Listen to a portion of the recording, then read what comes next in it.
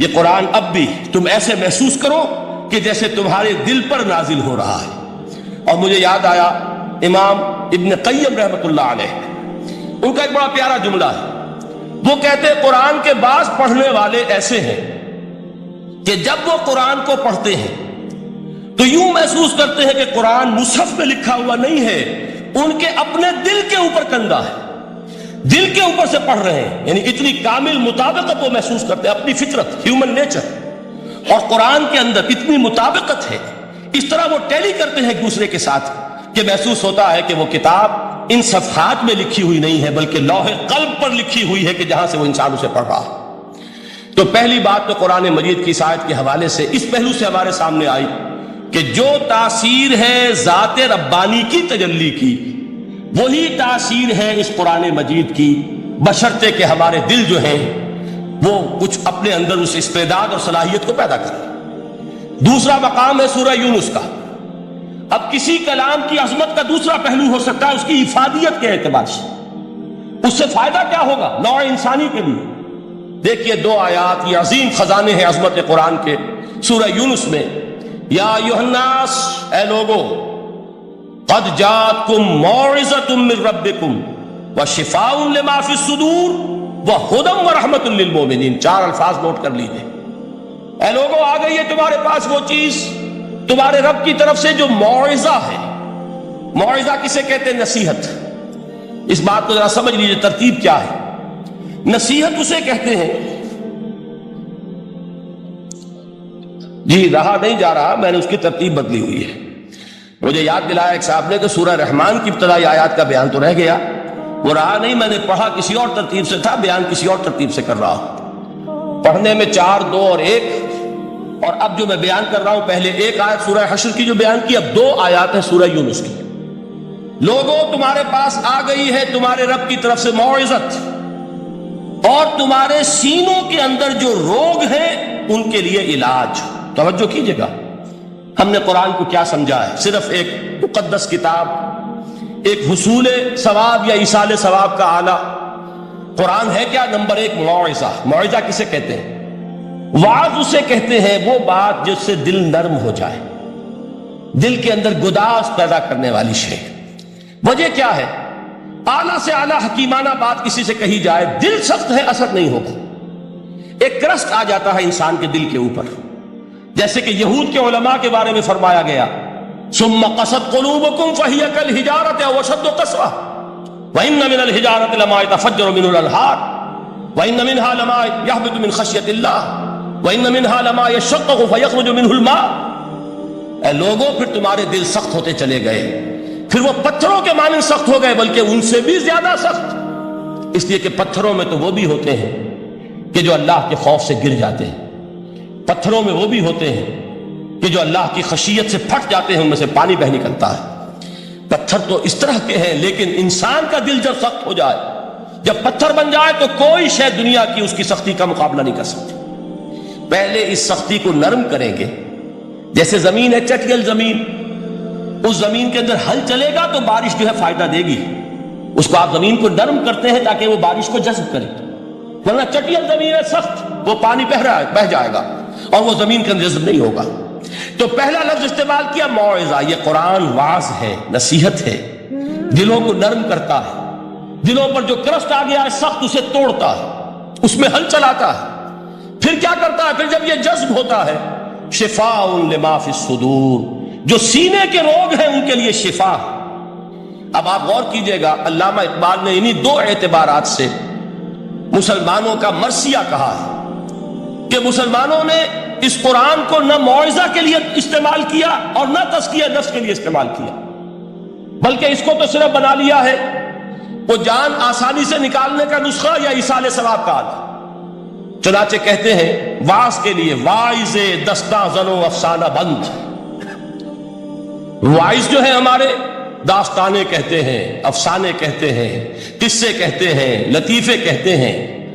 معنی او پست و حرف او بلند، اس کے بیان میں معنی تو ہوتے ہیں بہت ہی گھٹیا، نیچے کے، پست، الفاظ کا شکو ہوتا ہے، الفاظ بہت اونچے ہوتے ہیں۔ از خطیب و دیل میں گفتارے او با ضعیف و شاذ و مرسل کارے او، سارا واعظ و نصیحت جو ہو رہا ہے وہ ضعیف حدیثوں کے ذریعے سے، ضعیف روایات بخاری کی ہو، مسلم کی ہو، ترمذی کی ہو، ابن ماجہ کی ہو۔ کہاں خطیب بغدادی اور دیلمی وہ کتابیں کہ جن کی کوئی سند نہیں ہے، وہاں کی روایات کے ذریعے سے لوگوں کو تذکیر کرنے کی کوشش کر رہے ہیں۔ بعض ضعیف و شاذ و مرسل قارئ، ضعیف روایات، شاذ روایات، مرسل روایات جن کا سلسلہ روایت محمد الرسول اللہ تک متصل نہیں ہے، اس کے ذریعے سے کر رہے ہیں۔ حالانکہ موعظہ، سب سے بڑا موعظہ یہ قرآن تھا۔ قرآن کہتا ہے خود فذکر بالقرآن من یخاف وعید، اے محمد صلی اللہ علیہ وسلم آپ اس قرآن کے ذریعے نصیحت کیجئے۔ یہ قرآن ہے جو دلوں کی سختی کو ختم کرے گا، گداز پیدا کرے گا۔ دوسری طرف علامہ اقبال کیا کہتے ہیں کہ جہاں تک ہمارے ہاں جو بھی تصوف کے معروف حلقے ہیں، صوفیاء حق کی بات نہیں کہہ رہا، وہاں قوالی ہو رہی ہوگی تو حال آ جائے گا۔ صوفی پشمینہ پوش حال مست، از شراب نغمہ قوال مست۔ قوال سے جو کچھ مل رہا ہے، حال آ رہا ہے، مستی آ رہی ہے، کیف اور سرور حاصل ہو گیا ہے۔ صوفی پشمینہ پوش حال مست، از شراب نغمہ قوال مست۔ لیکن یہ کہ اس کی محفل میں در نمی سازد بقرآن محفلش، اس کی محفل میں قرآن کا کہیں گزر نہیں ہے۔ جبکہ محمد الرسول اللہ صلی اللہ علیہ وسلم کی بھی ایک محفل ہوتی تھی، محفل سماع۔ وہ محفل سماع کیا تھی؟ حضور صحابہ سے فرمائش کر کر کے قرآن سنتے تھے۔ حضرت عبداللہ ابن مسعود رضی اللہ تعالیٰ عنہ کی روایت موجود ہے کہ مجھے ایک مرتبہ حکم دیا حضور نے کہ قرآن سناؤ۔ میں نے عرض کیا حضور آپ کو سناؤں؟ آپ پر تو نازل ہوا ہے۔ تو حضور نے فرمایا نہیں، مجھے کسی اور سے سن کر کچھ اور لطف حاصل ہوتا ہے۔ اب امتثال امر میں حضرت عبداللہ ابن مسعود رضی اللہ تعالیٰ عنہ نے سورہ نساء پڑھنی شروع کی۔ 41ویں آیت پر پہنچے، چشم تصور سے دیکھیے کہ حضور بھی تشریف فرما ہے، صحابہ کرام کی محفل ہے، اور صحابہ کیسے بیٹھا کرتے تھے ادب کے ساتھ۔ ایک روایت میں الفاظ آئے ایسے بیٹھتے تھے ساکت و صامت ہو کر، بالکل خاموش، سکون، ساکن اور ساکت اور صامت، کہ جیسے ان کے سروں پر پرندے بیٹھے ہیں کہ ذرا جنبش کریں گے تو پرندہ اڑ جائے گا، اس ادب کے ساتھ۔ تو وہ محفل جو ہے حضور صلی اللہ علیہ وسلم کی، اور ایک صحابی حضرت عبداللہ ابن مسعود گردن نیچی کیے ہوئے ہیں اور قرآن پڑھتے چلے جاتے ہیں۔ جب اس آیت پر پہنچے فَكَيْفَ إِذَا جِئْنَا مِن كُلِّ أُمَّةٍ بِشَهِيدٍ وَجِئْنَا بِكَ عَلَىٰ هَٰؤُلَاءِ شَهِيدًا، کیا ہوگا اس دن جس دن کہ ہم ہر امت پر ایک گواہ کھڑا کریں گے، اور اے نبی آپ کو گواہ بنا کر لائیں گے ان کے خلاف۔ آپ کو یہ ٹیسٹیفائی کرنا ہوگا کہ اللہ تیرا جو کلام میرے پاس آیا تھا میں نے پہنچا دیا تھا، اب ان کی ذمہ داری ہے۔ They are accountable, they are responsible۔ اس پر حضور نے فوراً فرمایا حسبک حسبک، بس کرو بس کرو۔ اور حضرت عبداللہ ابن مسعود فرماتے ہیں کہ میں نے جب نگاہ اٹھا کر دیکھا حضور کے آنکھوں سے آنسو روا تھے۔ یہ ہے سماع، یہ محفل سماع ہے، کاش کہ اللہ تعالی ہمیں اس کی توفیق عطا فرمائے۔ یہ ہے مسنون محفل سماع، اس قرآن کے اندر وہ گداز ہے۔ آیا ہے کہ نہیں 7ویں پارے کے بالکل آغاز میں وَإِذَا سَمِعُوا مَا أُنزِلَ إِلَى الرَّسُولِ تَرَىٰ أَعْيُنَهُمْ تَفِيضُ مِنَ الدَّمْعِ مِمَّا عَرَفُوا مِنَ الْحَقِّ يَقُولُونَ رَبَّنَا آمَنَّا فَاكْتُبْنَا مَعَ الشَّاهِدِينَ۔ تو یہ ہے دوسری چیز کہ در حقیقت تزکیہ نفس کا ذریعہ یہ قرآن ہے۔ سینوں میں جو روگ ہیں، حب دنیا، حب مال، حب شہرت، حب اقتدار، جس کو کہ ایڈلر کہتا ہے دی ارج ٹو ڈومینیٹ، میرا غلبہ ہو، میرا تسلط ہو، میں نمایاں ہو جاؤں، میری حکومت بن جائے، اختیار میرے ہاتھ میں آ جائے، دی ارج ٹو ڈومینیٹ۔ یہ ساری ارجز ہیں ہماری در حقیقت جس سے فساد رونما ہے۔ یہ حب مال ہے جس کی وجہ سے ہمارے اندر تنافس ہے۔ الہاکم التکاثر حتی زرتم المقابر، یہ کثرت اور بہتات کی طلب تمہیں غافل کیے رکھتی ہے یہاں تک کہ قبروں تک جا پہنچتے ہو۔ آنکھ انسان کی کھل نہیں پاتی، جس کے پاس 10 نسلوں کے لیے کھانے کو موجود ہے، اس کی بھی حرص جو ہے اور مزید کا لالچ جو ہے وہ ختم نہیں ہوتی۔ یہ چیزیں ہیں اصل روگ، ان دلوں کے روگوں کا اور سینوں کے اندر کے ان امراض کا علاج قرآن۔ یا ایھا الناس قد جاءتکم موعظۃ من ربکم وشفاء لما فی الصدور۔ اب جب یہ دو چیزیں ہو جائیں گی، اب تیسرا لفظ ہے ہدن۔ ہدایت بیکار ہے جب تک دل میں گداز نہ ہو، ہدایت بیکار ہے جب تک کہ نیت درست نہ ہو۔ کوئی شخص بڑا عالم ہے، لیکن اپنے علم کو اس نے ذریعہ بنایا ہے دنیا کمانے کا، تو در حقیقت یہ قرآن اس کے حق میں ہدایت نہیں ہے، اس کے حق میں عذاب خدا بندی کا ذریعہ بن رہا۔ حضور نے خود فرمایا القرآن حجت لک و علیک، یہ قرآن یا تمہارے حق میں حجت ہے یا تمہارے خلاف حجت بنے گا قرآن کے قیامت کے دن۔ اس لیے کہ ایک شخص اس کو دنیا کمانے کا ذریعہ بنا رہا ہے، ایک شخص اس کو شہرت کے حصول کا ذریعہ بنا رہا ہے، ایک شخص علم کو ذریعہ بنا رہا ہے دنیا میں نمایاں ہونے کا، اپنی تعریف کا۔ حضور نے فرمایا کہ قیامت کے دن سب سے پہلے 3 افراد کا معاملہ پیش ہوگا عدالت خدا بندی میں۔ ایک وہ جو بڑا عالم سمجھا جاتا تھا، اس سے بڑا علم پھیلا۔ دوسرا وہ جو بہت صاحب ثروت تھا، اس نے بہت خیرات کے کاموں میں پیسہ لگایا۔ تیسرا وہ جو دنیا میں شہید سمجھا جاتا تھا کہ اللہ کی راہ میں جنگ کرتے ہوئے جان دیا۔ اللہ ان تینوں سے جو اس کو نعمتیں دی تھی ان کا ذکر کر کے پوچھے گا کہ میں نے تمہیں یہ دیا، تمہیں یہ دیا، تمہیں یہ دیا، تم کیا کر کے لائے؟ وہ شہید کہے گا کہ اللہ میں نے تیری راہ میں جنگ کی اور اپنی جان دے دی تاکہ تو راضی ہو جائے۔ اللہ فرمائے گا کذبتا، تو نے جھوٹ بولا، انک قد قاتلت لئن یقال جریء، تو نے تو یہ جنگ اس لیے کی تھی کہ کہا جائے کہ بڑا جری ہے، بڑا بہادر ہے۔ یہ لوگوں سے بہادری کے تمغے لینا تمہارا مقصود تھا۔ وقد قیل، وہ کہا جا چکا ہے، اب یہاں تمہارے لیے کچھ نہیں۔ اور فرشتوں کو حکم ہوگا اور وہ اوندے منہ اس کو گھسیٹتے ہوئے جہنم میں جھونک دیں۔ دنیا میں شہید سمجھا جا رہا ہے، آخرت میں جہنمی۔ یہی حال اس عالم کا ہوگا، یہی حال اس دولت مند کا ہوگا۔ تم نے یہ علم پھیلایا تھا کہ تمہارے علم کا چرچا ہو جائے، تمہاری شہرت ہو جائے، لوگ تمہاری دست بوسی کرنے لگے، لوگ تم سے جھک کر ملے۔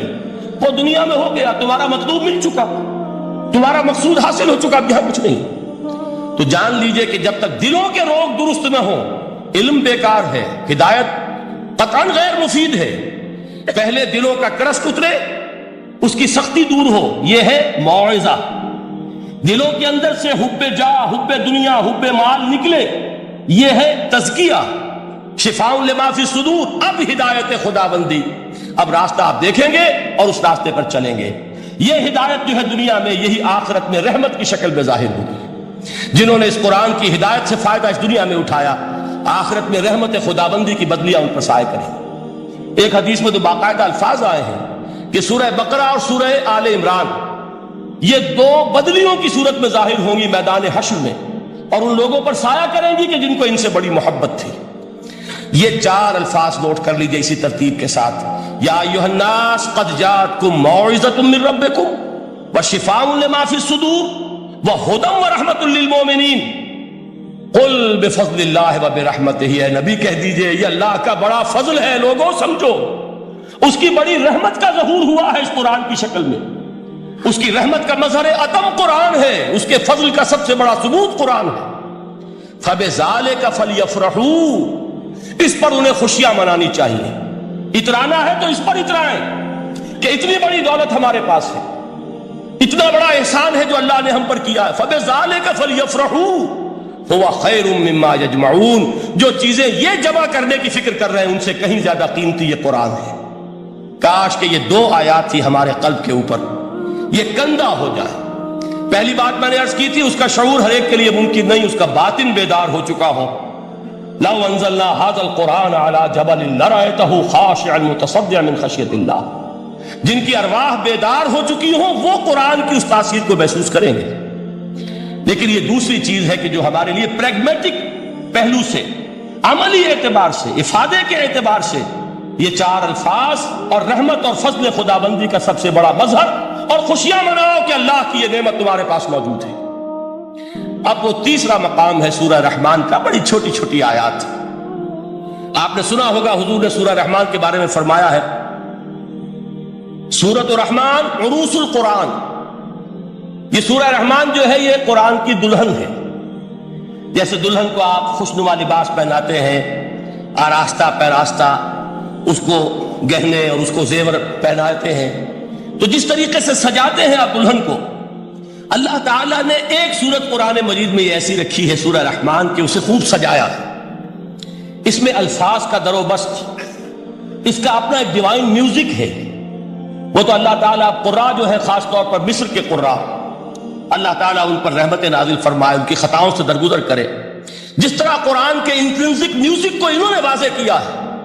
واقعہ یہ ہے کہ اگر یہ لوگ نہ ہوتے، شیخ عبد الباسط محمد عبد الصمد، شیخ محمود خلیل الحصری، یہ لوگ کہ جنہوں نے قرآن کے اس غنا، میوزک، یہ لفظ جو ہے آپ حیران نہ ہو کہ میں یہ کچھ توہین کر رہا ہوں قرآن کی، حضور نے یہ لفظ استعمال کیا ہے، تغنو، اس قرآن کو اچھی سے اچھی خوشلہانی کے ساتھ پڑھو، من لم یتغن بالقرآن فلیس منا، جو قرآن کو بہتر سے بہتر انداز میں، اچھی سے اچھی آواز میں، خوشلہانی کے ساتھ پڑھنے کی کوشش نہیں کرتا، وہ ہم میں سے نہیں ہے۔ بلکہ ایک مرتبہ حضور رات کے وقت آپ گشت پر تھے اپنے ساتھیوں کے حالات معلوم کرنے کے لیے، حضرت ابو موسیٰ اشعری رضی اللہ تعالیٰ عنہ ایک صحابی ہیں، ان کے گھر کے پاس سے گزر ہوا، وہ رات کو تہجد پڑھ رہے تھے، کھڑے ہوئے کیف کے عالم میں قرآن تلاوت کر رہے ہیں، حضور کو بہت پسند آئی ان کی قرات، کافی دیر تک وہاں کھڑے سنتے رہے۔ اب انہیں کیا پتا کون سن رہا ہے، بالکل اسی طرح سمجھ لیجئے ایک بات یاد آئی ہے، حضور فرماتے ہیں کہ جس طرح کان لگا کر اللہ قرآن کو سنتا ہے کسی چیز کو نہیں سنتا، ہمیں نظر نہیں آتا نا، ہمیں معلوم نہیں، ہم قرآن پڑھ رہے ہیں تو سننے والا کون ہے؟ سب سے زیادہ کان لگا کر خود اللہ۔ یہاں اس لیے مجھے یاد آیا کہ ابو موسیٰ اشعری کو کیا پتا تھا کہ کون سن رہا ہے، وہ اپنی کیفیت میں نماز میں تہجد میں قرآن کی تلاوت کر رہے تھے، اور ظاہر بات ہے ان کے گھر ایکڑوں میں بنے ہوئے نہیں تھے، ایک ایک کمرہ، ایک ایک کوئی حجرہ، ایسے ہی تو گھر تھے نا صحابہ کے، لہذا حضور پاس سے گزرے، آواز آئی، کافی دیر سنتے رہے، اس کے بعد آپ تشریف لے گئے، صبح فجر میں ملاقات ہوئی تو حضور نے تحسین کے انداز میں فرمایا، یا ابا موسیٰ انک قد اوتیت مزمارا من مزامیر آل داؤد، اے ابو موسیٰ تمہیں تو آل داؤد کے سازوں میں سے ایک ساز اللہ نے عطا فرما دیا ہے۔ جس طرح حضرت داؤد لہن داؤدی مشہور ہے کہ جب وہ پچھلے پہر رات کو حمد کے ترانے الاپتے تھے، قرآن میں ہے کہ پرندے شامل ہو جاتے تھے ساتھ، اور پہاڑ وجد میں آتے تھے، پہاڑ بھی ان کے ساتھ شریک ہوتے تھے، تو جس طرح کا اللہ نے ان کو لہن عطا فرمایا تھا، حضور نے تحسین کے انداز میں فرمایا ہے ابو موسیٰ اشعری، اللہ نے تمہیں بھی آل داؤد کے سازوں میں سے ایک ساز عطا فرمایا۔ بہرحال قرآن مجید کا جو یہ میوزک ہے، قرآن کے الفاظ کا جو حسن ہے، جہاں تک حسن معنوی ہے وہ تو ہر لفظ میں ہے، لیکن یہ حسن ظاہری، حسن صوتی، حسن لفظی، یہ اپنے کلائمیکس پر آپ کو نظر آئے گا سورہ رحمان میں۔ لیکن قرآن میں یہ سورت اس اعتبار سے بھی ممتاز ہے، اس کی 4 آیات پر ذرا توجہ کریں گے، عجیب حقائق سامنے آئیں گے۔ جہاں یہ قرآن مجید کے حسن صوت اور حسن لفظی کی معراج ہے، وہیں اس کی پہلی 4 آیات میں 4 چوٹی کی چیزوں کا ذکر ہے، سب سے اونچی چیزیں۔ پہلی آیت کیا ہے؟ الرحمن، ایک آیت ہو گئی۔ رحمان کیا ہے؟ اللہ کا نام ہے۔ کبھی آپ نے غور کیا اللہ کے ناموں میں سب سے پیارا نام کون سا ہوگا؟ رحمان۔ کیوں؟ اس کا مادہ کیا ہے؟ رحمت۔ ہمیں سب سے بڑھ کر جس چیز کی ضرورت ہے وہ کیا ہے؟ رحمت خداوندی۔ نام اچھی طرح سن لیجئے اس حضور کی قول کو۔ حضور فرماتے کوئی شخص جنت میں مجرد اپنے عمل کی بنیاد پر داخل نہیں ہو سکے گا جب تک کہ رحمت خداوندی دستگیری نہ کرے۔ کسی صحابی نے بڑی ہمت اور جرأت کا ثبوت دیا کہ پوچھ لیا کیا حضور آپ بھی؟ جب آپ نے فرمایا کوئی شخص داخل نہیں ہو سکتا جنت میں محض اپنے عمل کی بنیاد پر جب تک کہ رحمت خداوندی جو ہے وہ دستگیری نہ فرمائے۔ پوچھا گیا کیا آپ بھی؟ آپ نے فرمایا ہاں میں بھی۔ آپ اندازہ کیجئے کہ اگر محمد الرسول اللہ بھی رحمت خداوندی کے ضرورت مند ہوں تو تاب دیگرہ چہ رسد، ہماری تو سب سے بڑی ضرورت رحمت خداوندی ہے۔ اب یہ رحمت جو ہے قرآن مجید میں اللہ تعالیٰ کی یہ شان 2 الفاظ کے ذریعے سے آتی ہے، رحیم اور رحمان۔ اور کوئی مادہ نہیں ہے جس سے 2 نام بنتے ہوں اللہ کے، لیکن یہ مادہ ہے واحد رحمت کا کہ جس سے رحمان بھی ہے رحیم بھی ہے۔ رحیم صفت مشبہ ہے، رحمت دائم ہو جائے گی، مستقل ہوگی تو رحیم کہیں گے، اور رحمان اس میں رحمت کی ہے وہ شان ہے کہ جیسے ٹھاٹھے مارتا ہوا سمندر ہو، ہیجان کی کیفیت، طوفانی کیفیت، رحمت خداوندی کا طوفانی جوش، وہ ہے رحمان۔ آپ تو رہتے اس علاقے میں ہیں، آپ کو معلوم ہے عرب اگر بھوکا مرا جا رہا ہو تو کیا کہے گا؟ انا جوعان۔ پیاسا مرا جا رہا ہو انا عطشان۔ بہت غضبناک ہوگا غضبان، غضبان آصفہ قرآن میں آیا، بہت غضبناک۔ رحمان جس کی رحمت جو ہے جوش میں ہے، ٹھاٹھے مارتے ہوئے سمندر کے مانند۔ تو یہ اللہ تعالیٰ کے ناموں میں سب سے پیارا نام۔ اب آگے چلیے، الرحمن علم القرآن، رحمان نے قرآن سکھایا۔ رحمت خداوندی کا سب سے بڑا مظہر، رحمان کی رحمانیت کا سب سے بڑا مظہر قرآن ہے۔ ان میں جو منطقی ربط ہے اس کو سمجھتے جائیے۔ اچھا آپ یہ سوچئے، جو علم بھی انسان کو حاصل ہوا وہ کس نے دیا؟ اللہ نے۔ سائنس کا علم کس نے دیا؟ اللہ نے۔ علم آدم الاسماء کلہا، وہ علم الاسماء جو حضرت آدم کو دے دیا گیا تھا ازل میں، یہ اسی کا ظہور ہے، یہ اسی کی ایکسفولیشن ہے جو ہو رہی ہے اور ہوتی رہے گی ابھی۔ اور دوسرے علم ہے وہ کس نے دی؟ اللہ نے دی۔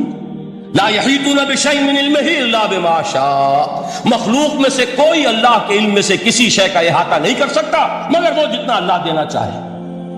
لیکن یہ کہ تمام علوم میں چوٹی کا علم قرآن، نوٹ کرتے جائیے، چوٹی کی چیزیں جمع کیجیے۔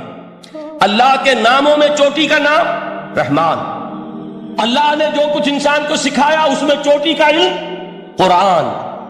خلق الانسان، انسان کو پیدا فرمایا۔ سوال یہ کہ حیوانات کو کس نے پیدا فرمایا؟ آسمان کس نے پیدا کیے؟ زمین کس نے پیدا کی؟ فرشتے کس نے پیدا کیے؟ کیا مطلب خلق الانسان؟ اس کی تمام مخلوقات میں اس کا کلائمیکس، اس کی تخلیق کی معراج، اس کے تخلیق کا نقطہ عروج انسان ہے۔ یہ ہے کہ جو مسجود ملائک بنا ہے۔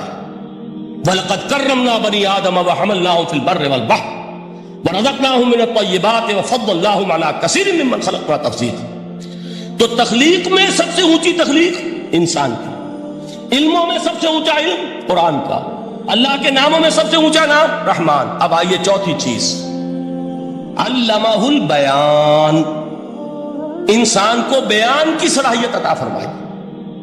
کیا اور کوئی صلاحیت عطا نہیں کی؟ بینائی کس نے دی؟ اللہ نے۔ اسی طریقے سے سماعت کس نے عطا فرمائی؟ اللہ نے۔ کتنی فیکلٹیز ہیں، کتنے ایکسٹرنل آرگنز ہیں سینس کے، کتنے انٹرنل سینسز ہیں جو اللہ نے دیے ہیں۔ لیکن یہاں بھی سمجھ لیجئے جتنی فیکلٹیز ہیں، ہیومن فیکلٹیز، ان میں ٹاپ کی فیکلٹی جو ہے وہ اسپیچ ہے، کلام ہے، بیان ہے۔ جن لوگوں نے میڈیکل سائنس کا مطالعہ کیا ہے وہ جانتے ہیں کہ یہ برین ہے، ہیومن برین، اس برین میں جو وہ اوپر ایک زرد سا مادہ ہوتا ہے، گرے میٹر، اس کی ایک کوٹنگ ہوتی ہے، یہ ہائیسٹ ایوالوڈ فارم ہے، اور اس میں سب سے بڑا رقبہ جو ہے وہ اسپیچ سینٹر کہلاتا ہے۔ اسی لیے انسان کو حیوان ناطق کہتے ہیں۔ حیوان کے اور انسان کے مابین امتیاز قائم کیا گیا، نطق، گویائی، بولنا۔ اب یہ کیا چیز ہوئی؟ انسان کی صلاحیتوں میں سے سب سے اونچی صلاحیت، 4 آیتیں ہو گئی نا۔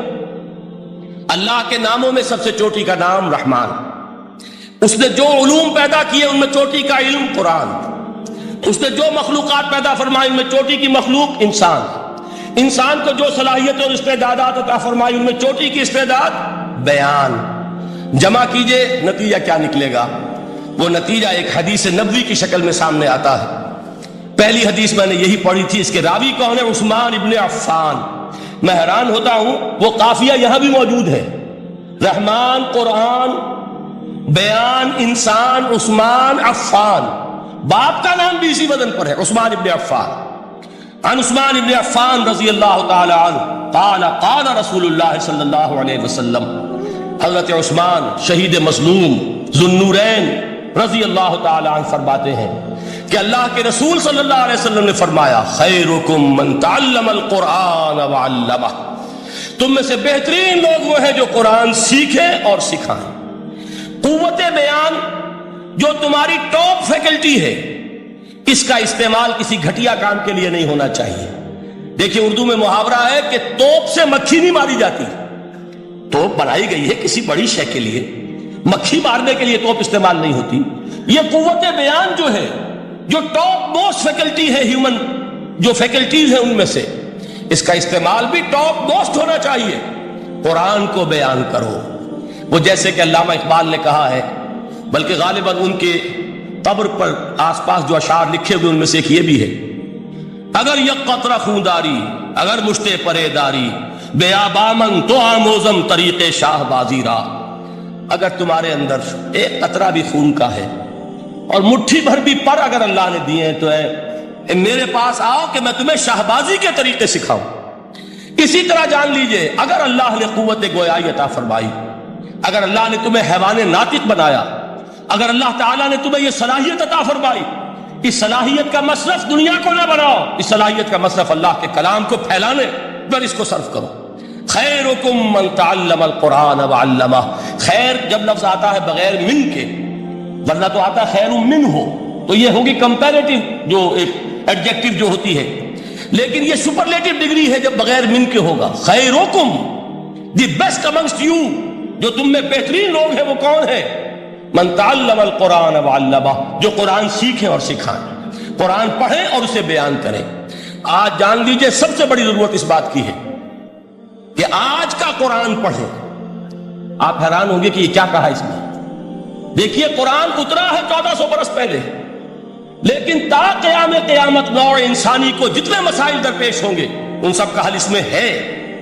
البتہ کھودنا پڑے گا، گہرائی میں اترنا ہوگا. ایک قرآن کی سطح ہے، اس سطح نہیں، اس کی گہرائیوں کے اندر غوطہ زنی کرو. قرآن میں ہو غوطہ زن اے مرد مسلمان. اور آج کا قرآن یعنی آج کی ہدایت جو اللہ نے اس میں رکھی ہوئی ہے، ڈگ اٹ آؤٹ، اس کو نکالو اس کے اندر سے. ابھی میں حدیث تو آپ کو سناؤں گا، اس میں یہ تصور آئے گا سامنے اور واضح ہو کر. آج کے انسان کی رہنمائی اس قرآن سے اخذ کر کے انسان تک پہنچاؤ. یہ ہے فریضہ محمد الرسول اللہ کی امت کا صلی اللہ علیہ وسلم. آپ نے وہ حدیث سنی تھی کہ بلغوا انی ولو آیۃ. حضور نے خطبہ حجۃ الوداع میں پہلے تو گواہی لی مسلمانوں سے، 1.25 لاکھ کا مجمع جمع تھا. حجۃ الوداع آخری حج. آپ نے اپنے خطبے میں، جس کے چند جملے میں سنا چکا ہوں آپ کو ایجیولز کے حوالے سے، اپنی تعلیمات کے اہم نکات کو بار بار دہرا کر بیان کیا، ہیمر کیا، اچھی طرح ذہنوں میں اتارا. اس کے بعد ایک سوال کیا، الا هل بلغت؟ لوگوں میں نے پہنچا دیا کہ نہیں؟ اور پورے مجمع نے کہا انا نشہد انک قد بلغت. بلکہ ایک روایت میں الفاظ بڑے پیارے آئے ہیں، انا نشہد انک قد بلغت الرسالۃ وادیت الامانۃ ونصحت الامۃ وکشفت الغمۃ. ہاں حضور ہم گواہ ہیں، آپ نے امانت ادا کرنے کا حق ادا کر دیا، رسالت کے فرائض کا حق ادا کر دیا، امت کی خیر خواہی کا حق ادا کر دیا، اور آپ نے گمراہی کے پردوں کو چاک کر دیا، اندھیروں کو چاک کر دیا. 3 مرتبہ حضور نے سوال کیا، 3 مرتبہ جواب دیا. پھر آپ نے نگاہ آسمان کی طرف اٹھائی، انگشت شہادت سے 3 مرتبہ اشارہ کیا، اللہم اشہد، اللہم اشہد، اللہم اشہد. اے اللہ تو بھی گواہ ہے، یہ مان رہے ہیں کہ میں نے یہ قرآن ان تک پہنچا دیا. یعنی جسے آپ انگریزی میں کہتے ہیں سائی آف ریلیف، کہ بڑا بھاری بوجھ آ پڑا تھا، بڑی ذمہ داری تھی. انا سنلقی علیک قولا ثقیلا، اے محمد ہم آپ پر ایک بڑی بھاری بات ڈالنے والے ہیں. اے اللہ گواہ ہے کہ وہ بوجھ میرے کاندھے سے اتر گیا. یہ تسلیم کر رہے ہیں کہ میں نے حق امانت ادا کر دیا. تیری امانت تھی میرے پاس یہ کلام، اللہ کا یہ پیغام انسانوں کے لیے نازل ہوا محمد پر صلی اللہ علیہ وسلم. تو امانت کا بوجھ کس کے بارے گراں، کس کے کاندھے پر ہے؟ حضور کے. اگر ادا نہ کرتے، ابھی وہ آپ نے آیت سنی تھی، یا ایھا النبی بلغ ما انزل الیک من ربک فإن لم تفعل فما بلغت رسالۃ. یا ایھا الرسول، اے رسول صلی اللہ علیہ وسلم پہنچا دیجئے جو کچھ نازل کیا گیا ہے آپ پر آپ کے رب کی طرف سے، اور اگر بالفرض آپ نے ایسا نہ کیا تو امانت کا حق ادا نہیں ہوگا، رسالت کا حق ادا نہیں ہوگا. حضور نے پہنچا کر گواہی لے کر جیسے کہ ایک اطمینان کا سانس لیا، اللہم اشہد، اللہ تو بھی گواہ رہے. اس کے بعد آپ نے فرمایا تھا وہ چھوٹا سا جملہ جو آپ میں سے ہر شخص بآسانی یاد کر کے اٹھ سکتا ہے، فَلْيُبَلِّغِ الشَّاهِدُ الْغَائِبَ. اب پہنچائیں وہ جو یہاں ہیں ان کو جو یہاں نہیں ہیں، اس لیے کہ میری رسالت پوری نوع انسانی کے لیے. وقت فرصت ہے کہاں، کام ابھی باقی ہے، نور توحید کا اتمام ابھی باقی ہے. ابھی تو ہند تک یہ پیغام جانا ہے، چینیوں تک جانا ہے، ابھی یورپ میں اس پیغام کو پہنچنا ہے. دی اذانیں کبھی یورپ کے کلیساؤں میں، کبھی افریقہ کے تپتے ہوئے صحراؤں میں. یہ کون کرے گا؟ اے امت محمد، یہ ذمہ داری اب تمہاری صلی اللہ علیہ وسلم. اسی کو آپ نے مزید تاکیداً فرمایا، بلغوا انی ولو آیۃ، میرا کوئی امتی بھی اس سے بالکل فارغ نہ رہ جائے، بالکل محروم نہ رہے، ایک آیت بھی پہنچا سکتا ہو تو پہنچائے۔ یہ ہے وہ ذمہ داری کہ جو اس حدیث کی روح سے خیرکم من تعلم القرآن وعلمہ، ایک ہوتا ہے ذمہ داری کو ایک بوجھ کی حیثیت سے، ایک فرض کی حیثیت سے بیان کرنا، یہاں ہے تشویق اور ترغیب کا انداز۔ کون نہیں چاہتا کہ میں بہتر سے بہتر کیریئر اختیار کروں؟ کون نہیں چاہتا کہ میری زندگی اعلیٰ سے اعلیٰ ہو؟ کون نہیں چاہتا کہ میرا وقت جو ہے اس کی بڑی سے بڑی قیمت مجھے ملے؟ کاش کہ ہمیں معلوم ہوتا کہ قرآن کا سیکھنا اور سکھانا کتنا اعلیٰ کیریئر ہے۔ کاش کہ ہمیں معلوم ہوتا کہ قرآن کی تبلیغ اور دعوت، اس میں جو لمحہ گزر رہا ہے وہ کتنا قیمتی ہو گیا ہے، اس کا کتنا بڑا جو ثواب اللہ کے ہاں ملنا ہے۔ تو خیرکم من تعلم القرآن وعلمہ، تم میں سے بہترین لوگ وہ ہیں جو قرآن سیکھیں اور سکھائیں۔ دوسری حدیث حضرت عمر سے مروی ہے رضی اللہ تعالیٰ عنہ۔ یہ پہلی روایت متفق علیہ تھی، بخاری اور مسلم دونوں میں موجود ہے۔ دوسری روایت صحیح مسلم کی ہے۔ حضرت عمر فرماتے ہیں قال قال رسول اللہ صلی اللہ علیہ وسلم ان اللہ یرفع بہذا الکتاب اقواما ویضع بہ آخرین، اللہ اب اس کتاب کے ذریعے قوموں کو اٹھائے گا اور اسی کو ترک کرنے کے باعث رسوا کر دے۔ یہ ہے اب ابد الآباد تک کے لیے، خاص طور پر مسلمانوں کے لیے اللہ تعالیٰ کا یہ قانون۔ اس کتاب کو لے کر اٹھیں گے سربلند ہوں گے، اس کتاب کو پیٹھ دکھائیں گے ذلیل کر دیے گا۔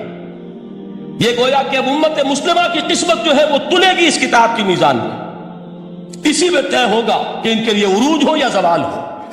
اسی کو وہ جواب شکوہ میں علامہ اقبال نے سادہ ترین الفاظ میں کہا تھا، وہ زمانے میں معزز تھے مسلمان ہو کر اور تم خار ہوئے تاریک قرآن ہو کر۔ فارسی میں اسی کو مفہوم کو جو ادا کیا ہے جس خوبصورتی سے، اس کا کوئی جواب نہیں ہے کہ اے مسلمان خار از مہجوری قرآن شدی، تم جو ذلیل و خار ہو گئے ہو دنیا میں۔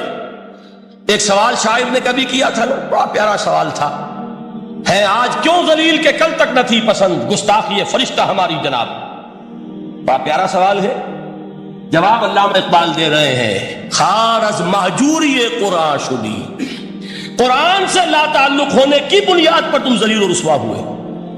شکوہ سنجے گردش دوراں شدی، گردش دوراں اور گردش فلک اور فلک ناہنجار اور فلک کج رفتار، اس کو خامخواہ گالیاں دے رہے ہو، اس کا خامخواہ شکوہ کر رہے ہو، شکایت کر رہے ہو، یہ تو اے باد صبائی ہما آوردہ دست، یہ تمہارے اپنے کرتوتوں کی سزا ہے جو تمہیں مل رہی ہے۔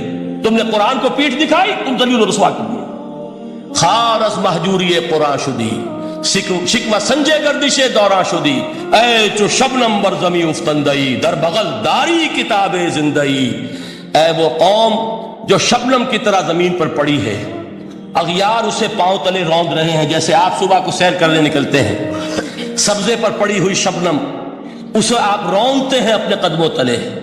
اے امت محمد، آج تو دنیا کی قوموں کے سامنے اسی طرح پابال ہے، سرنگوں ہے، لیکن ہوش میں آ کہ تیری بغل میں وہ کتاب زندہ موجود ہے، وہ کتاب زندہ جس نے کہ دنیا میں یہی جزیرہ نماء عرب، وحشی لوگوں کا مسکن، نہ یہاں علم، نہ یہاں تمدن، نہ یہاں تہذیب، نہ یہاں تنظیم، کوئی ڈسپلن نہیں، کوئی حکومت نہیں، کوئی تہذیب نہیں، کچھ نہیں، تاریکیاں ہی تاریکیاں۔ یہی کتاب تھی جس نے اسے منور کیا، یہی کتاب تھی جس نے دنیا کا امام بنایا، یہی کتاب تھی جس نے دنیا کا معلم بنایا، یہ کتاب تھی جس نے نئے نئے علوم ایجاد کرنے سکھائے، یہ کتاب تھی جس کی بدولت یہی عرب تھے جنہوں نے یونان کے فلسفے اور سائنس کو جو مر چکے تھے انہیں زندہ کیا، ان میں نئی چیزوں کا اضافہ کیا اور اسپین کی یونیورسٹیوں کے ذریعے سے یورپ تک دوبارہ پہنچا دیا۔ یہ وہ کتاب ہے، در بغل داری کتاب زندگی۔ اقبال نے کیسے کیسے شکوے کہے ہیں، اسی قرآن میں ہے اب تر کے جہاں کی تعلیم، جس نے مومن کو بنایا مہو پرمی کا امیر۔ اس قرآن کو لے کر مسلمان نکلا ہے، ایک ہاتھ میں قرآن، ایک میں تلوار۔ برا نہ مانیے، قرآن تلوار کا نام بھی آپ اپولوجیٹک انداز میں نہ لیا کریں۔ انقلاب کی تکمیل تلوار سے ہوتی ہے، انقلاب کی تمہید کسی کتاب سے ہوتی ہے، اچھی طرح جان لیں۔ کبھی انقلاب صرف کتاب سے نہیں آیا، کتاب سے ذہن بدلتے ہیں، کتاب سے فکر بدلتی ہے، کتاب سے سوچ بدلتی ہے۔ کتاب سے ایک جماعت تیار ہوتی ہے، ایک قوت تیار ہوتی ہے۔ وہ 313 جو میدان بدر میں تھے وہ قرآن کا اعجاز کا ظہور تھے، لیکن ان کے ہاتھوں میں تلوار آئی ہے۔ ہم اسے ڈینائی نہیں کریں گے کہ در حقیقت انقلاب محمدی کی تکمیل میں یقیناً تلوار کا حصہ، لیکن یہ تلوار ہاتھ میں لینے والے آتے کہاں سے اگر قرآن کے ذریعے سے محمد الرسول اللہ نے وہ جماعت تیار نہ کی ہوتی؟ وہ کام کیا ہے، یتلو علیہم آیاتہ ویزکیہم ویعلمہم الکتاب والحکمہ، وہ سارا عمل قرآن کے گرد گھوم رہا جس سے وہ جماعت تیار ہوئی۔ اور پھر اقبال نے اس کو بھی 2 جملوں کے اندر ادا کر دیا، ایک شعر کے 2 مصرے، با نشہ درویشی در ساز و دما دم زن، جو پختہ شوی خدرا بر سلطنت جم زن۔ پہلے ہے وہ نشہ درویشی، وہ فقر، وہ صحابہ کرام کے وہ راتوں کو اللہ کے سامنے کھڑے رہنا، وہ تزکیہ نفس، وہ موعظہ قرآنی، وہ تزکیہ جو قرآن کے ذریعے سے ہو رہا تھا 13 برس تک ہوا۔ اب جب ایک جماعت تیار ہو گئی، ایک قوت وجود میں آئی، تو اب اس قوت کو محمد رسول اللہ نے باطل کے نظام پر دے مارا، ٹکرایا۔ بانش درویشی در ساز و دمادم زن، چوں پختہ شوی خدرا بر سلطنت جم زن۔ تبھی وہ انقلاب آیا، جاء الحق وزہق الباطل ان الباطل کان زہوقا۔ تو اللہ تعالیٰ اس کتاب کو اب میزان بنا چکے ہیں۔ وبالحق انزلناہ وبالحق نزل، یہ قرآن حق کے ساتھ نازل ہوا ہے، فیصلہ کن کتاب ہے۔ انہ لقول فصل وما هو بالحزل، یہ قول فصل ہے، حزل نہیں ہے، کسی شاعر کی شاعری نہیں ہے کہ آپ نے تحسین کی تو کیا اور نہ کی تو کیا۔ یہ کتاب وہ ہے کہ اگر مانو گے تو مہو پروی کا امیر بنو گے، اور اگر اس کو پیٹھ دکھائے رکھو گے جیسے دکھائی تم نے تو ذلیل کر دیے جاؤ گے، رسوا کر دیے جاؤ گے، جیسے کہ آج کم سے کم 300 برس سے پوری دنیا میں مسلمان ذلیل اور خار از محجوری قرآن شدی، شکوہ سنجے گردش دورہ شدی، اے چو شبنم بر زمین افتندئی در بغل داری کتاب زندئی، ان اللہ یرفع بہذا الکتاب اقواما ویضع بہ آخرین۔ رواہ مسلم، آخری حدیث جس پر کہ میں اپنی گفتگو ختم کر دوں گا، یہ حضرت علی سے ہے رضی اللہ تعالی عنہ۔ دیکھیے ایک حدیث حضرت عثمان سے، ایک حضرت عمر سے، ایک حضرت علی سے۔ یہ سب کون ہیں؟ یہ سب ہمارے ہیں، یہ محمد الرسول اللہ صلی اللہ علیہ وسلم کی تربیت کا شاہکار۔ حضرت ابوبکر رضی اللہ تعالیٰ عنہ سے بھی ایک حدیث مروی ہے، لیکن اس کا متن مجھے یاد نہیں تھا۔ مفہوم اس کا یہ ہے کہ جس شخص کو اللہ نے قرآن جیسی دولت دی ہو اور پھر بھی کبھی اس کے دل میں یہ خیال آئے کہ اللہ نے اپنے کسی اور بندے کو کوئی زیادہ بڑی نعمت دی ہے، اس نے قرآن کی ناقدری کی۔ کسی ملینئر کو دیکھ کر، بلینئر کو دیکھ کر، کسی کا بہت بڑا محل دیکھ کر اگر تمہارے دل میں یہ خیال آیا کہ یہ دولت بڑی ہے اس دولت سے جو تمہارے پاس ہے قرآن کی، تو تم قرآن کی قدر و قیمت سے واقف نہیں، تمہیں معلوم کیا کہ یہ کتنی بڑی دولت ہے۔ یہ در حقیقت شرح ہے اسی انہی الفاظ قرآنی کی کہ فَبِذَلِكَ فَلْيَفْرَحُوا هُوَ خَيْرٌ مِّمَّا يَجْمَعُونَ۔ جو کچھ دنیا جمع کرتی ہے، جن کو قیمتی اشیاء سمجھ کر لوگ جمع کرتے ہیں، ان سے کہیں بڑھ کر قیمتی یہ قرآن ہے۔ تو حضرت ابوبکر سے یہ مروی، حضرت عمر سے ان اللہ یرفع بہذا الکتاب اقواما ویضع بہ آخرین، حضرت عثمان سے خیرکم من تعلم القرآن وعلمہ۔ اب آئیے حضرت علی، سیدنا علی رضی اللہ تعالی عنہ، وہ حدیث طویل ترین ہے جو مدح قرآن میں محمد الرسول اللہ سے مروی ہے صلی اللہ علیہ وسلم۔ پوری حدیث مجھے یاد بھی نہیں ہے اور اس کا وقت بھی نہیں ہے، لیکن بڑی پیاری حدیث ہے اس اعتبار سے۔ آغاز کیسے ہوا؟ حضرت علی فرماتے ہیں قال رسول اللہ صلی اللہ علیہ وسلم انہا ستکون فتنۃ، ان قریب ایک بہت بڑا فتنہ رونما ہوگا۔ حضور نے خبر دی فتنے کی۔ حضرت علی فرماتے اس پر میں نے عرض کیا، قلت، میں نے عرض کیا من مخرج منہا یا رسول اللہ، اے اللہ کے رسول اس سے نکلنے کا راستہ کون سا ہوگا؟ دیکھیے یہ لکھا ہوا ایگزٹ، نکلنے کا راستہ، اور عام طور پر آپ نے دیکھا ہوگا بڑے ہالز میں یہ سرخ روشنی ہوتی ہے، اس میں اس کا اہتمام کیا جاتا ہے کہ اگر خدا نخواستہ کو حادثہ ہو جائے لوگوں کو معلوم ہو نکلنے کا راستہ کون سا، یہ مخرج ہے۔ حضور نے خبر دی کہ فتنہ ہوگا۔ تو دیکھیے میں ایک بات عرض کیا کرتا ہوں، ذرا توجہ کیجئے، ہمارا حال کیا ہے؟ ہم بڑے ریشنلسٹ قسم کے لوگ ہیں، یہ زمانہ ریشنلزم کا ہے۔ اگر ہم ہوتے تو کیا پوچھتے؟ وہ فتنہ کیا ہوگا؟ کیوں ہوگا, کہاں سے آئے گا. ہمارے سوال یہ ہوتے, کب آئے گا, کیوں, کہاں, کب, کیسے. ان سب کی حیثیت علمی سوالات کی ہے. بھائی کب آئے گا ایک علم ہے, کیسے آئے گا علم ہے, کہاں سے آئے گا علم ہے. لیکن اصل جو عملی اعتبار سے اہمیت والی شے ہے, بچاؤ کا راستہ کون سا ہوگا محمد الرسول اللہ, یہ بتائیے ہم. من مخرج منہا یا رسول, حضرت علی نے یہ نہیں پوچھا فتنہ کیا ہوگا, کہاں سے آئے گا حضور, کیوں آ جائے گا, کب آ جائے گا, نہیں. من مخرج منہا یا رسول اللہ, اے اللہ کے رسول یہ بتائیے کہ جب وہ فتنہ رونما ہوگا تو نکلنے کا راستہ کون سا.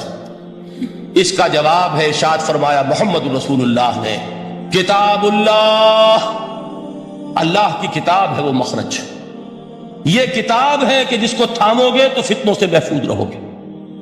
اس کے بعد آپ فرماتے ہیں فیہ نبأ ما قبلکم وخبر ما بعدکم وحکم ما بینکم, اس میں تم سے پہلوں کی بھی خبریں موجود ہیں, عاد اور سمود اور قوم نوح اور قوم ہود اور قوم لوط اور قوم صالح اور آل فرعون. یہ کون ہے, من قبلکم, تم سے پہلے. وفیہ خبر ما بعدکم, جو کچھ تمہارے بعد ہونے والا ہے اس کی خبریں بھی موجود ہیں.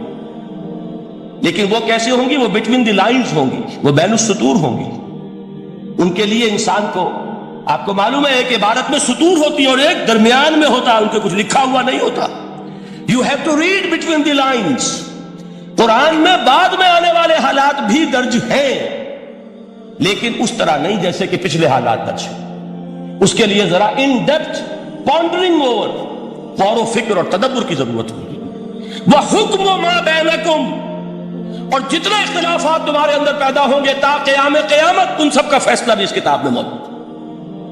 وَهُوَ حَبْلُ اللَّهِ الْمَتِينُ وَهُوَ الذِّكْرُ الْحَكِيمُ, یہی تو ہے وَهُوَ الصِّرَاطُ الْمُسْتَقِيمُ, سیدھا راستہ. اور کون سا, یہ قرآن تو ہے. ہر رکعت میں کہتے ہیں اهْدِنَا الصِّرَاطَ الْمُسْتَقِيمُ, اور قرآن دیا ہوا ہے اس پر غور نہیں کرتے. عجیب تماشا ہے ہمارا. نماز کی ہر رکعت میں اهْدِنَا الصِّرَاطَ الْمُسْتَقِيمُ, اور حضور فرماتا هو الصراط المستقیم, صراط مستقیم یہ قرآن ہی تو ہے. الذکر الحکیم یہ قرآن ہی تو ہے. وہو حبل اللہ المتین, اور یہی ہے اللہ کی مضبوط رسی. آپ نے قاری صاحب سے وہ آیات سنی سورہ آل عمران کی, واعتصموا بحبل اللہ جمیعا ولا تفرقوا, اللہ کی رسی کو مضبوطی سے مل جل کر تھامو اور تفرقے میں مبتلا نہ ہو. تفرقہ ہوگا تو کیا ہوگا, تمہاری ہوا اکھڑ جائے گی. آج آپ کو معلوم ہے دول عرب اگر یہ یکجا ہو جائیں, ایک دن کے لیے اسرائیل قائم نہیں رہ سکتا. امریکہ نہیں, امریکہ کا باپ اسے قائم نہیں رکھ سکتا. اگر امت عرب ہی جمع ہو جائے, عالم اسلام تو بڑی شے ہے. جو وسائل ان کے پاس ہے, جو اللہ تعالیٰ نے ان کو نعمتیں عطا فرمائی ہیں, لیکن افتراق, انتشار, اختلاف, جتھے بندی, گروہ بندی, دھڑے بندی, اس نے اسرائیل کا خنجر ان کے سینے میں پیوست کیا. اس لیے کہ فَتَذْهَبَ رِيحُكُمْ, اگر تم اختلاف کرو گے تو تمہاری ہوا اکھڑ جائے گی. آج وہ ہوا اکھڑ چکی. تو فرمایا وَاعْتَصِمُوا بِحَبْلِ اللَّهِ جَمِيعًا وَلَا تَفَرَّقُوا, اللہ کی رسی کو مضبوطی کے ساتھ مل جل کر تھامو اور تفرقے میں مت پڑو. حضور فرما رہے ہیں اللہ کی رسی کون سی, ہوا حبل اللہ المتین, یہی قرآن ہے اللہ کی مضبوط رسی. علامہ اقبال نے کیا خوب کہا ہے. علامہ اقبال نے قرآن اور حدیث کے حقائق کو جس طریقے سے اشعار کا جامع پہنایا ہے, وہ تو خود کہتے ہیں گوہر دریائے قرآن سفتام, میں نے قرآن مجید کے دریا سے موتی نکال کر اپنے اشعار کے اندر میں نے. السلام علیکم ورحمۃ اللہ وبرکاتہ. اس طرح کی مزید انبیٹیبل ویڈیوز دیکھنے کے لیے ہمارے اس چینل ایٹرنل فیتھ کو سبسکرائب کریں. آپ کا شکریہ.